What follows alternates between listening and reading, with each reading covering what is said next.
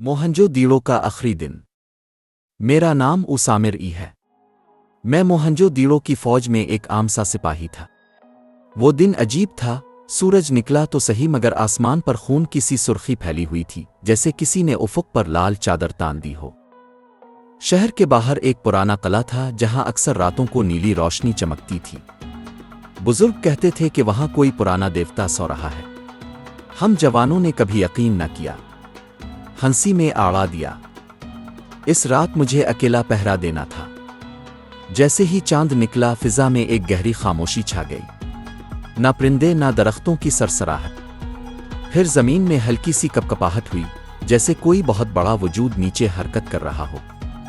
और फिर मैंने इसे देखा। सफेद लिबास में एक औरत, लंबे सियाह बाल और आंखें जैसे चमकते पत्थर। वो किले की दीवार के सामने खड़ी जमीन की तरफ इशारा कर रही थी।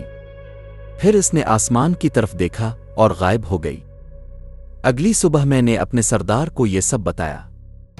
इसने कहकहा लगाया, सामिर, रात को तुमने शायद कुछ ज्यादा ही जुगनू देख लिए।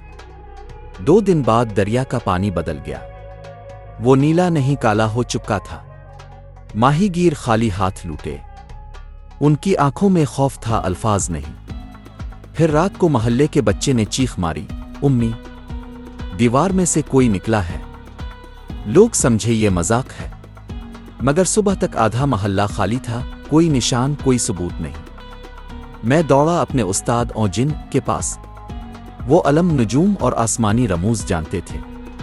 इन्होंने कहा, वक्त खत्म हो चुका है सामिर, ये शहर डूब जाएगा। मैंने पूछा, हम बच सकते हैं? इन्होंने आसमान की तरफ देखा और सिर्फ इतना कहा, नहीं। अगले दिन सूरज नहीं निकला। धुंध की ऐसी तह थी कि चिराग भी बुझते दिखाई दिए। और फिर जमीन थर थर कांपने लगी। दीवारें गिरीं, दरिया की सियाह लहर किले पर चढ़ आई। लोग चीखे भागे, मगर बच ना सके। मैं बच गया, सिर्फ मैं। अब मैं हर साल मोहनजोदड़ो के वीरान खंडात में जाता हूं। वही खामोशी, वही सन्नाटा।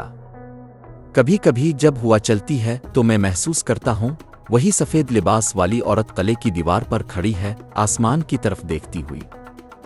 शायद वो हमें फिर खबरदार कर रही है, मगर अब सुनने वाला कोई नहीं।